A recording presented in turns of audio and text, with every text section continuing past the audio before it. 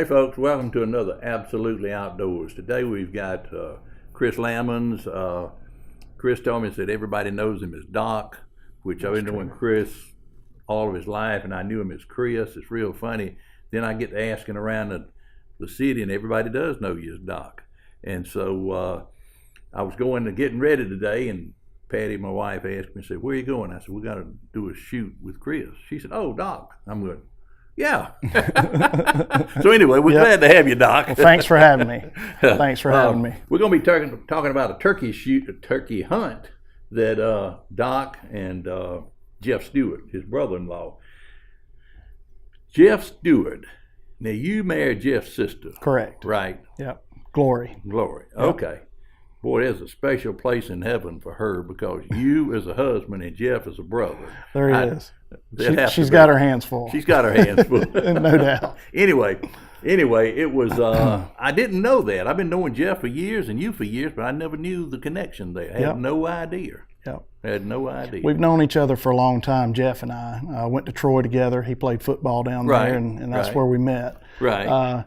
And so we've known each other for years and have hunted off and on together for years. So, but yeah, then ended up marrying his sister. So how about that? Yeah. Well, I met Jeff when Adisha was working at Auburn Bank. That's right. And it's been a long time ago. Yeah. Because she's been at Phoenix Girard for years. That's now. right. That's right. Anyway. One thing I wanted to ask you about, and you're a turkey hunter, and I admire turkey hunters. To me, they are the ultimate hunter. I mean, you got to be smart, you got to be quiet, you just got to have it all together to kill a turkey. They're not dumb. Right. And I just really think that turkey hunters are the best hunters of all. They really put a lot of time and effort into it. But my question is, I have heard that Ben Franklin wanted to make the turkey the national bird. Have you ever heard that? I've heard the same thing, yes. Is that true or is that a myth? From what I understand, it is true. And of course, a turkey is a beautiful bird, but I think he got outvoted on the bald eagle. Well, I'd rather be eating turkey at Thanksgiving than bald eagle. Exactly. So if we made the turkey, we'd be eating the bald eagle. We might have some problems. Might have some problems there. That's right. Anyway, we're going to get right into the hunt, and we'll be back in just a minute.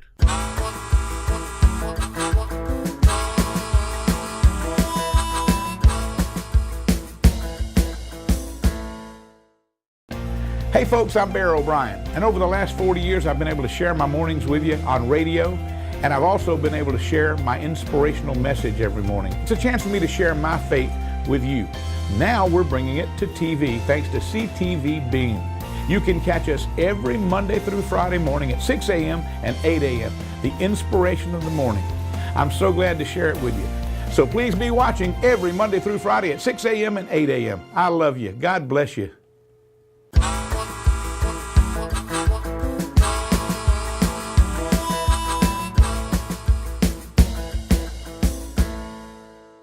All right, this first shot is waking up in the morning, and it's a shot of the alarm clock at 10 minutes after 4 in the morning. Oh, okay. The next frame shows after I got ready, and it's a shot of the clock on the way out the door at 4:27 in the morning. Of course, me headed outside to get all my gear and load the truck up.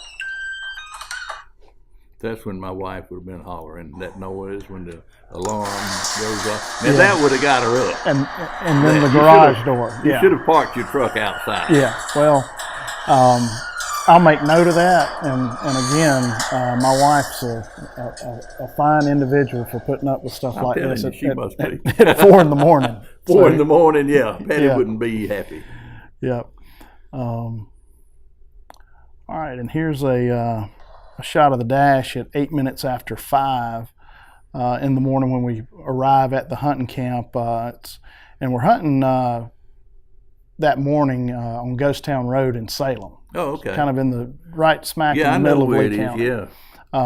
From there to Opelika is just woods. Exactly. And really from Smith Station to Ghost Town Road, it's all woods, right, all through there. So, and that's part of the reason I understand it got its name of Ghost Town is for many, many years, there were just dirt roads between that part of Smith Station and that part of Opelika, and it was just a series of logging roads and ghost town. Right. Correct. So, let's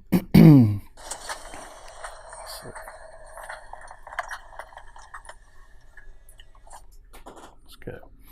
All right, the next shot. At the hunting camp, just rolled in. Here's a look at a map. We're just surveying where we might want to go this morning. And this next shot is film of us arriving at the hunting camp. We've got a map there, so we can pin up our location. Or in turkey hunting, of course, it's a lot harder than deer hunting to pin up in one spot. But we leave a note just to let everybody know where we're starting, where we're headed, and what the plan is. Number one, just so you don't have several turkey hunters in the same place, but number two, for safety. If something were to happen to both of us or either one of us, somebody would at least know we're out there and know where to come get us right. if something happened. Also, in this video, it shows, and I refer to it in the video, some of the trophies, but there are beards and spurs from the turkeys that are it's sort of like trophies, and those are some of the birds that have been killed there on that piece of property recently. And again, there's a shot of Jeff Stewart and a shot of me. I think those may be the only two face shots of us that aren't camoed up and with head nets and all that kind of stuff. But shows us going out and heading out, and then of course unlocking the gate to go into that part of the property. Most of the property's fenced and or gated, so you got to kind of get in there by unlocking a gate. Shows us walking down. We're walking down toward a creek bottom with a bunch of hardwoods and trees that'll be mature enough for birds to roost in. Mm-hmm. And that's kind of what the plan was that day. Is of course on this video, the phone's picking up a lot more light than there actually was. Once we get seated and film again, it's pitch black. And the next shot is just, hopefully the camera's picking it up, but you can tell once we get into the foliage that it's still pitch black. You can't see anything.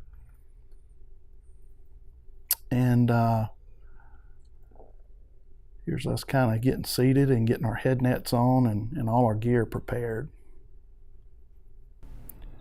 And you can see Jeff in the background. He's seated behind me, and he's going to be doing the calling.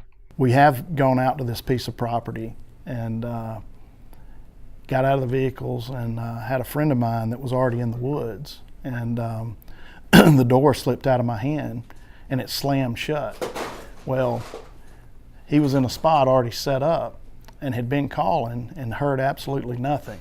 But when my door slammed, a gobbler fired off about 30-40 yards from him, and he was able to kill the bird about 5 minutes later. Really? And sent me a text, said thank you. So they're kind of strange birds sometimes. There we go.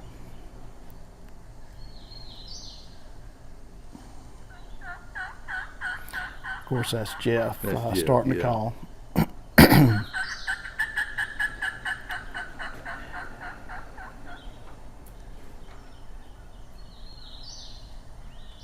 And you can hear some of the wildlife in the background. Yeah, I like to hear that early in the morning. Yeah. Like that. It's you don't pay a lot of attention to it, and then when you get there and there's no other sound around, you really listen to all that. That's right, and it can help you out turkey hunting too.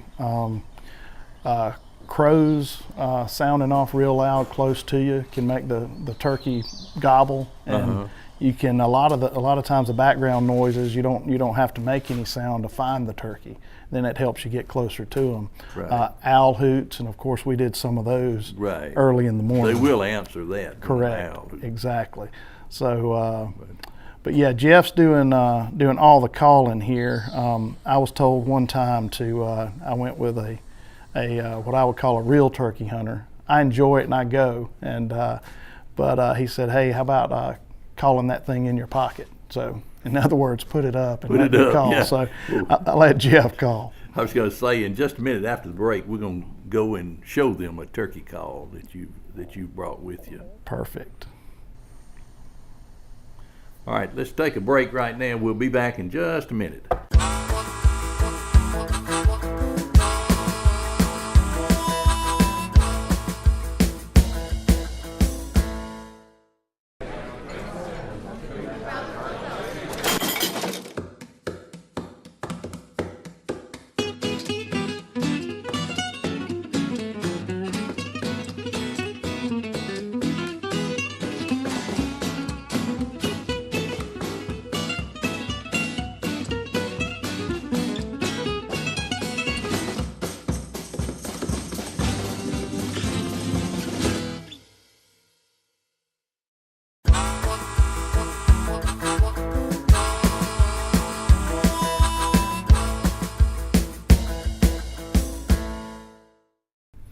Welcome back. We're with Doc Lammons. Doc has brought some turkey calls here and a crow call. And do you have an owl call? I do not have it on me. Usually, I think that's the thing that really excites them. yeah, and I do an owl call by mouth. Oh, okay. Without any artificial owl call. And that's the way Jeff does too. So, Okay. yeah, we did some mouth calling on the trip. Okay. Yeah. Okay. Well, tell us about this. Well, you got two. You got the box, and you got the one that goes in your mouth. Correct. Yeah, these are just two examples of mouth calls that you'd put in your mouth, and there's all kinds of different mouth calls that are specialized for different type yelps or different type calls, or kind of just whatever you're used to, the shape of your mouth, or how Right. how you like to call. So Right. these are both Primos brands that I like a lot. So, Yeah. yeah, and so you can kind of pick, and you really just have to try them out to see what works best for you. Okay. Of course, this is the most common. This is the one that we're more familiar with. Correct. This is just a standard call that you'd strike with. I brought two different strikers. One's a wood and one's graphite. So, and it's just whatever kind of sound you're really going for. I prefer the wooden one most of the time.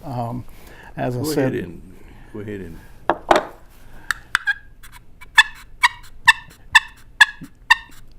you can just sometimes in a circular motion. But that's how it works, and there's holes in the bottom to kind of get the sound out of there. Yeah. This was made by a friend of mine's brother, John Dangerfield, in Norway, South Carolina. All the wood came off their farm, and all the materials. Is that slate? It is. It is. Okay. It's a slate call, and the main thing with these though is you don't need to get them wet. It's wood and slate. They're just not going to work once you get out there. What is the striker made out of here? This one is graphite. Okay. Yeah. So, and then this is the wood one. It's all wood. It's Okay. all What cedar. is the difference in the sound? Is there hit that one?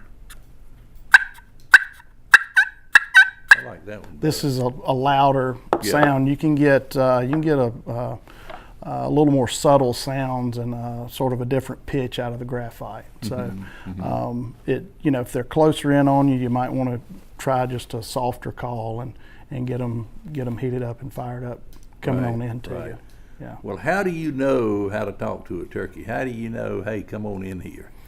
What's the call that you would use? Do you use the same one, or do you use something different? Well, if I wish Jeff were here to expand on that a little bit, but and really some of the really more hardcore, I enjoy it. I go quite a bit every season, but that's a tough question because it works different for each bird. Each morning's different, so you just got to kind of try what's anything.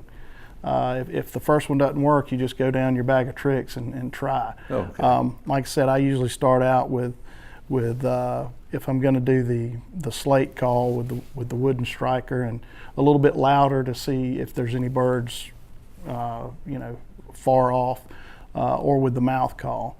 And then the graphites, when they get a little bit closer, to kind of a little more subtle, so the bird may think you're getting farther away from them and come closer.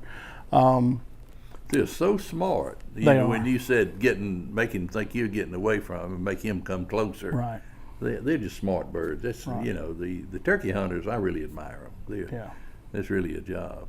Yeah, all right, fun. we're gonna in a minute. We're gonna look at some of your videos and with Jeff calling. Right. And they're answering. The turkeys are answering. Y'all didn't get a turkey this day, did you? We did not. We were very close, and there were some hens that got in the way, and we had a bird 40 to 50 yards from us, still in the tree. We were able to slide in there on him, and when they flew down, a bunch of hens flew down on the other side of the tree from him, about 60, 70 yards, and started walking the other direction. So he went the other direction. Yes, he went the other direction. Evidently, he could see those hens, and there were a lot more of them, and that was a little more tasteful for him. Okay. All right. Well, we want to look at that tape that you've got on Jeff calling them. Sure. And them answering you, or answering Jeff. Yes, answering Jeff. All right, this is, we're set up. We've been there a few minutes, and kind of what I was talking about before. Some of Jeff's calls are very faint, and that was the turkey answering him. You can barely hear Jeff right behind me, and he's probably 10 yards, but the turkey is hearing that slight yelp that the phone isn't picking up. I could hear it because I was so close to him, but the phone's not picking it up. Of course, you can hear the turkey. You can hear him faintly in the background, and the turkey answering. I mean, he's very close to us, within about 40 yards. That's gotta be exciting when that turkey answers. It is, and you could hear me on the phone breathing a little heavy there. Some of it was from the walk, because we had to. That was a big part of that walk. Right, right, and we mouth called some owl hoots, and the first couple hoots he just fired off, and that's how we knew where to go set up and get on him. That's very interesting. I've never been a turkey hunter. All I've ever done really in the way of hunting is quail and dove. Yeah, and it's a lot of fun. We'll have to get you out there this next spring. Okay. Hate it didn't work out on these trips. That's right. I meant to mention it. We're in the middle of July, and we've been working on this since, what was it, April? April. Yeah. And so anyway, we're not hunting turkey out of season. I just want to let you know we're in July right now. Right. But anyway, Doc, I really appreciate you coming. Well, thanks for having me. It was a lot of fun, and hopefully we're giving the folks something they want to see and are interested about. Those folks kind of like you that really don't turkey hunt. I don't, but I want to. Sort of I want to try it. Yeah, I want to try it. Yeah, it's a lot of fun. Yeah, you said those folks out there, we want to let you know that you can watch all of our shows. Go to CTV Beam, Absolutely Outdoors, and we're on YouTube. And so we're all over now.